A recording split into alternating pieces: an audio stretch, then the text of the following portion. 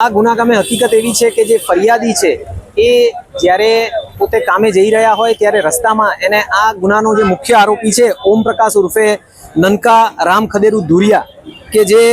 અખંડનગર જોનપુર યુપીનો વતની છે અને અહીંયા આગળ ઉધના પોલીસ સ્ટેશનના બીઆરસી વિસ્તારમાં રહે છે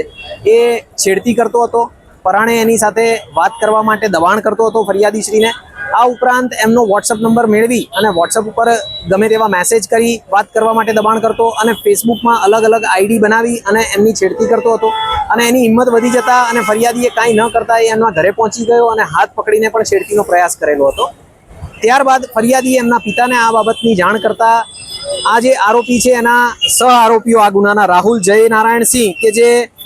માંડાબાદપુર યુપીનો વતની છે અને જીતુ નવલ જાદવ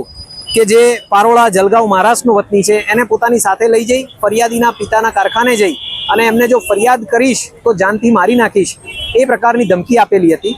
ત્યારબાદ આ ફરિયાદી અને એના પિતા પોલીસ સ્ટેશન આવી હકીકતની જાણ કરતા તાત્કાલિક આ બાબતે ગુનો દાખલ કરવામાં આવેલો છે અને ગુનો દાખલ કરી અને સર્વેલન્સના આધારે આ જે આરોપીઓ છે એમને હાલ અટક કરવામાં આવ્યા છે, એમની પૂછપરછ અને આગળની કાયદેસરની કાર્યવાહી ચાલુમાં છે।